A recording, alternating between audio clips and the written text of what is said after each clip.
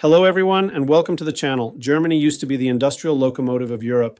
Now it is increasingly a compensation machine, paying to keep things from falling apart instead of investing to move forward. The conflict is simple.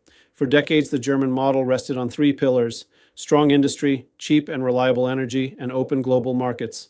All three are cracking at the same time. That is why this story matters for everyone in the EU, for prices, for jobs, for energy bills, and for political stability in the next 10 to 15 years. Let's start with the hard reality. In real terms, German industrial production has fallen back to roughly the level of 2005, despite almost 20 years of technological progress and political speeches about innovation and green leadership. Output is around 10% below the peak reached in the late 2010s. And the gap is structural, not cyclical. The economy as a whole is barely moving. In 2023, Germany's real GDP actually shrank by about 0.3%. Forecasts for 2024 and 2025 hover around zero growth, maybe plus minus 0.5%. In other words, the former engine of Europe has become one of the weakest performers in the developed world. Here is where the story stops making sense. Officially, we are told this is a temporary adjustment on the way to a smart, green, digital future. In practice, you see long-term stagnation metrics that look more like an aging Japan without Japan's domestic savings. Now, the energy block. Before 2022, around 55% of German gas imports came from Russia.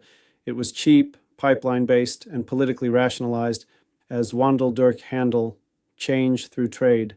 When that pillar collapsed, Germany rushed into LNG at higher prices, revived coal plants, and put a thin green wrapping on what is essentially an emergency fossil backup. At the EU level, solar and wind are growing, and in 2024, solar power even overtook coal in total generation. But behind the headlines, fossil gas use has risen again to stabilize the system when renewables are not enough. And Germany is at the center of this contradiction, officially climate champion, practically dependent on volatile imported gas and coal to keep its industrial base alive. If you remember only one thing from this video, let it be this. The German energy transition is not failing because of technology. It is failing because the timing, the prices, and the industrial structure do not match the political slogans. Let's look at the players and their incentives. Germany is trying to defend its status as export powerhouse, but with higher energy costs, stricter regulation, and demographic decline. Around a quarter of its gross value added still comes from industry and construction, much more than in France or the UK.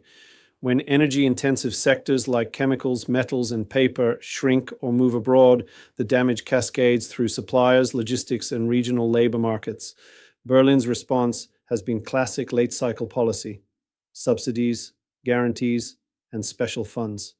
Tens of billions are being thrown at energy price breaks for households and companies, and at strategic investments like chip plants, Intel in Magdeburg, TSMC in Dresden, where the state covers a huge share of the capex to compensate for higher European costs. The model quietly shifts from "we are competitive" to "we will pay you to stay." Here's the part no politician wants to explain on TV. Once you normalize permanent subsidies, it is very hard to stop. Every sector can tell a plausible story about being strategic: autos, batteries, hydrogen, rail, defense, semiconductors. The budget turns into a battlefield of lobbies, and the taxpayer underwrites the illusion of unchanged living standards. Now look at the others. The United States benefits twice. First, from European demand for LNG and for US-made industrial equipment, defense systems, and software. Second, from European firms quietly relocating production to where energy is cheaper, regulation is softer, and capital markets are deeper. The US can run large deficits in dollars. Germany cannot do the same in euros without destabilizing the whole eurozone. China watches German industry with cold interest. Chinese EVs, machinery, and electronics are aggressively entering global markets at prices German producers struggle to match with higher energy and labor costs. Beijing's model is also stressed: real estate crisis, local government debt, weak domestic demand.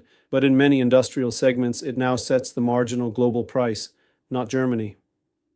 Russia, from its side, has already learned to live without the German gas customer. Volumes have been rerouted to Asia, discounted but still strategic. Energy, which used to be a mutual dependence story, has turned into an asymmetric shock.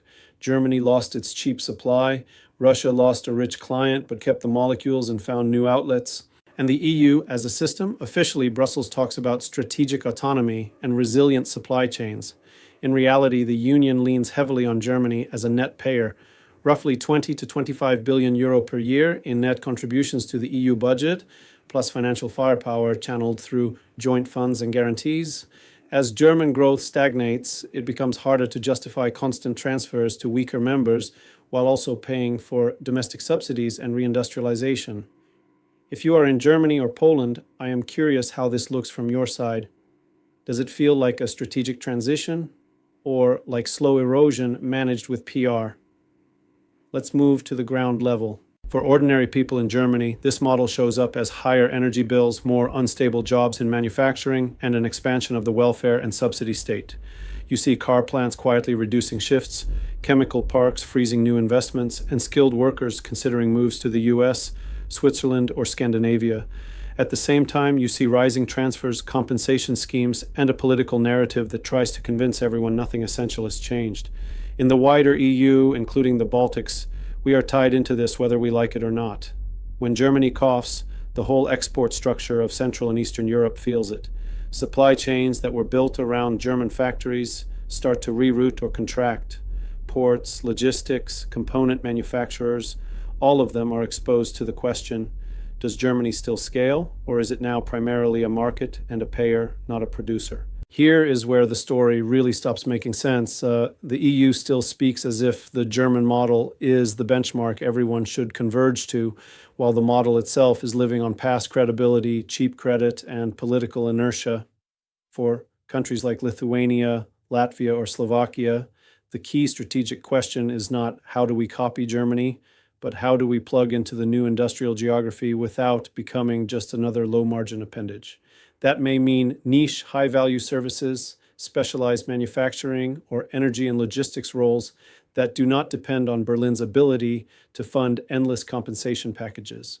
If you're in Southern Europe, you can see another angle. Germany's weakness reduces the pressure from Brussels on fiscal discipline, but it also makes common solutions harder. A stagnating core is generous for a while and then suddenly becomes very strict. In the end, the German shift from industrial locomotive to compensation economy is not a moral story. It is a structural one. An export model built on cheap fossil energy and predictable geopolitics is being kept alive with subsidies, transfers, and branding exercises. The uncomfortable truth is simple. You can subsidize symptoms for a long time, but you cannot subsidize physics or competitiveness forever. Thank you for watching. Take care of yourselves and your loved ones. And try to remember, slogans don't power grids, systems do.